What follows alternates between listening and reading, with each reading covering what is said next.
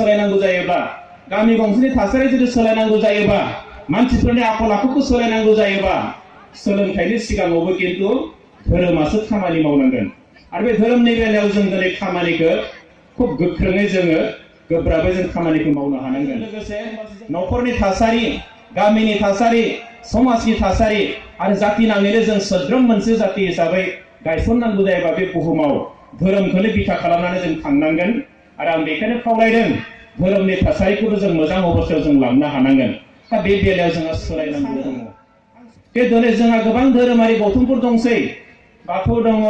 ब्रह्म धर्म दङ ख्रिस्टान धोरोम दङ सतसंगी दङ कृष्ण गुरु दङ शंकरी दङ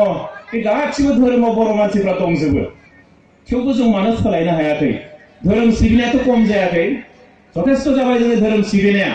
नाथाय जेरैबायदि जों समाजखौ सोलायनो हानांगौमोन मानसिफोरनि आखल आखुखौ सोलायनो हानांगौमोन नाथाय जों गायसनजोबनो हायाखै आं बारा बुंनो लुबैयाखै बाथौआ बाथौ समाजखिनिखौ थिग खालामबानो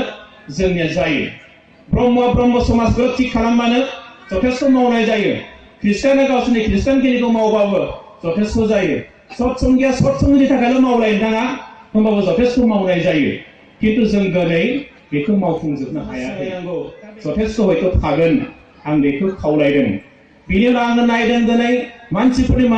मानसिकताखौ जों सोलायनांगोन एटिट्युडखौ जों सोलायनांगोन बे सोलायनायनि थासारिखौ जों दिनै लाबोनो हानांसिगोन नोंथाङा जुदि गावनि मानसिकताखौ जुदि सोलायाबा गोसोखौ जुदि सोलायाबा एटिट्युडखौ जुदि सोलायनो हायाबा जों बारा गिदिर गिदिर खामानि मावनो हानाय नङा जों दिनै नायदों बेफोरखौ जों नायदों आफादनि दैदेनगिरि बिथांमोनखौ नायदों फोरोंगुरुफोरखौबो जों नायदों जोङो साफा साफा सुबुं हिसाबै व्यक्तिगत जिबनाव बा सामाजिक जिबनाव जोङो बारा गावखौ सोलायना लानो हायाखै गावनि जि मानसिकता जों बेखौ सोलायना लानो हायाखै आं खावलायनो लुबैना दिनै बेसो सामाजिक दायबद्धताखौ जों बयबो लानो हानांगोन आरो बयबो गावखौ सोलायनानै जों जेब्ला सामाजिक दायबद्धताखौ लानो हायोबा आं सानदों बे बर' हारिया गाबोन समफोर जों जौगानाय हारिफोरजों समानैनो स्रें स्रें आगान सुरनानै थांनो हागोन बे साननाया आंनियाव दिनै फैदों दा बेखायनो जोङो गिबि बाथ्रा जों सोलायनायनि थासारिखौ लाबोनो हानांगोन बियो बर' बिजोंनि फोरोंगिरि